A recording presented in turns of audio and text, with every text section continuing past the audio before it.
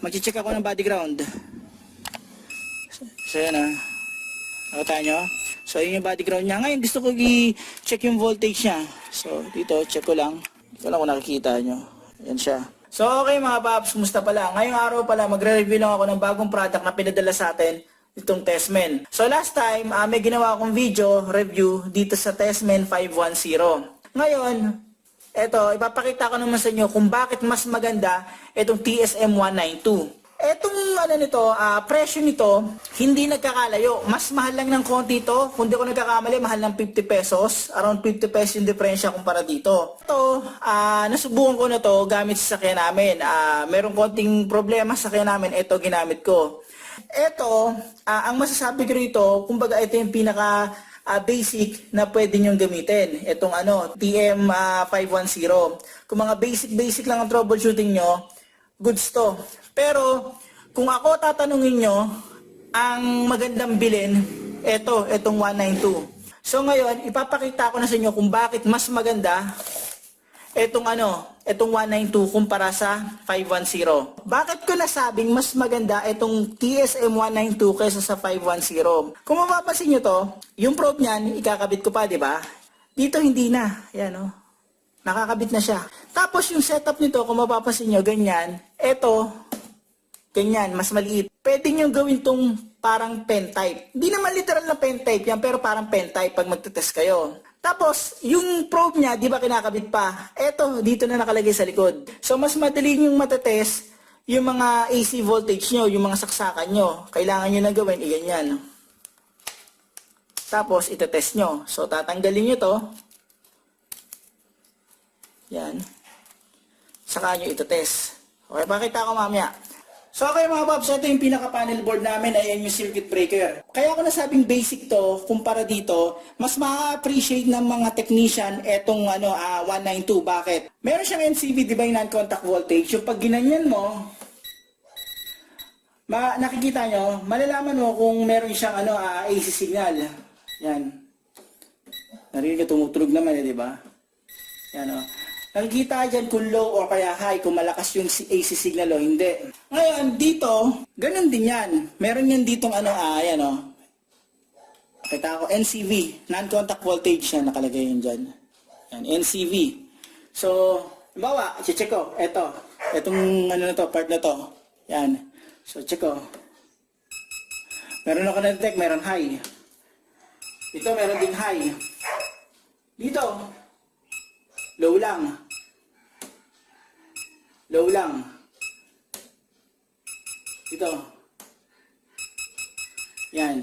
So, katulad rin siya nun. Halos same lang siya.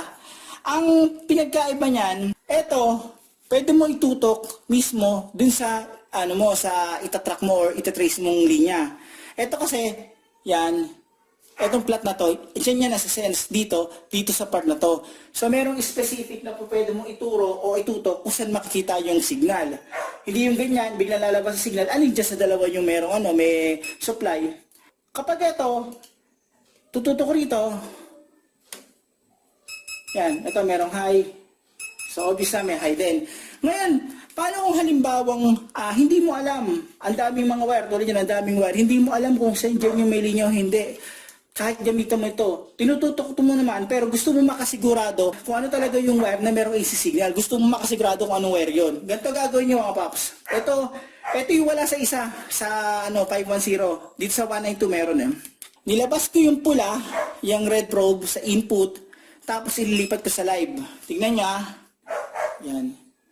Ang silbi nito, parang NCV din yan. NCV, non-contact voltage. Pero yung mismong wire na gusto mong i-check kung talaga merong signal ng AC, yun yung i-check niya kung meron talaga. Halimbawa kanina tumutunog, di ba? Kasi yung signal AC, pwedeng galing dito, pwedeng galing dito, pwedeng galing dito. Hindi mo alam kung saan talaga nanggagaling. So, meron dalawa yan. Meron dalawa dito.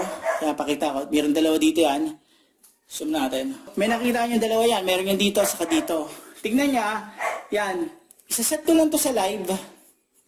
Live, yan. Check ko kung may supply to. Nakita nyo? Walang tumutunog. Bakit? Kasi naka-off yung circuit breaker ko So dito sa kabila, Wala din. Yan. So ito naka-on. Tingnan natin ha. O merong high. Yan. Nakuha nyo? Ngayon ito pa kanagandahan nito. Di ba pag magtetest tayo, nakatanggal yung dalawang probe, tapos check natin AC, di ba ganun yung ginagawa natin? Kaya ako nasabing maganda to, ito. Galing nga na naisip nila dito eh. Parang semi-pen type. Yan. Nilagay ko yung dalawang probe dito. Ganyan. Binalik ko sa automatic. Pansinin nyo mga paps yung kamay ko. Di ba para siyang pen type? Ang mangyari dyan, pwede ko na itong matest. Ito. Naka-off yan eh, kaya walang voltage yan. Ngayon dito. Yan. Meron ako nakukuha 238 mga paps. Ayan o, 238. Yan, 237. Okay? Isa sa magandang features nitong 192, di ba sabi ko yung parang pen type siya. Ngayon, magagamit natin to pang check ng battery voltage, body ground, at saka fuse. Hindi na natin kailangang ilipat-lipat sa selector. So halimbawa, mag-check ako ng body ground. So yan nakita nyo? So yun yung body ground niya. Ngayon gusto ko i-check yung voltage niya. So dito, check ko lang. Ito lang kung nakikita nyo. Yan siya. Ngayon, gusto ko na i-check yung yung fuse mga paps. So, check ko yung fuse, ganyan lang. Yan.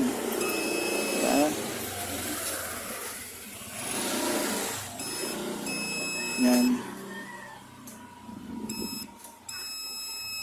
Diba? Ganun lang kasimple. Ngayon, gusto nyo rin i-check yung mga voltage dito sa fuse. Ito. Ganyan yan dyan. Tapos, yun niya. So, makikita nyo na yung mga voltage yan mga paps. Mas madali. Yung mga voltage dyan. Makikita natin. So, yun yung maganda rito. Siyempre, kapag gabi rin, gaya ng isang features yan, yung merong flashlight. Yan, may backlight. Tapos, sa flashlight yan. Yan. So ayan, nakita na natin yung advantage nito kumpara dito. So nakita nyo naman na napaka-convenient gamitin ito kasi para siyang pen type, parang semi-pen type pag magte-test kayo. So napaka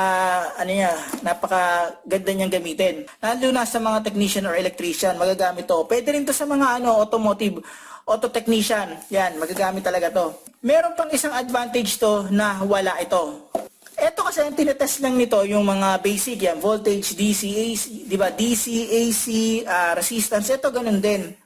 Pero ito, meron tong advantage na wala to, yun yung pag-test ng 3-phase. So ano ba yung 3-phase? Ang 3-phase, kasi ang mga saksakan natin, ang tawag dyan ay single phase. Ngayon, ang 3-phase, ginagamit yan sa mga industrial, sa mga factory at sa mga commercial. Halimbawa sa mga malalaking motor, halimbawa conveyor, doon madalas ginagamit yon. So, ang pag-test nun, mas mapapadali na kung gagamit tayo nito. Yung mga maintenance or mga technician ng mga factory na nagme-maintain ng mga 3-phase motor, ma-appreciate nila to. Ganito yung natingnan nyo. Di ba makita nyo yan? May NCV, merong live, saka may phase. So, yan yung ginagamit pang test ng mga 3-phase line. So paano mga paps, hanggang dito na lang yung video ko. Sana kahit paano itong video na to nakatulong to in case na magde-decide kayong bumili nitong TSM192 ng Testmen. I-check nyo na lang yung TikTok shop nila sa description ng video. Ngayon, kung ako papipiliin nyo, kung talagang halimbawa magde-decide kayo kung anong bibili nyo, eto bilhin nyo kaysa dito. Kasi konti lang yung diferensya eh. Mas maraming features to. Kumbaga, ito kasi, ang advantage lang nito, yung merong meron siyang jelly case, mas protektado siya. Pero, kung features na pag-uusapan, saka yung pinaka, yung usability niya, yung kung saan kayo magiging komportable, sigurado ako ito mga paps. Yan, ganyan Nakita niyo naman kanina kung paano ko ginawa. At saka, nagamit ko na to nung naputokan ako ng fuse. So, paano mga paps? Maraming salamat sa inyo.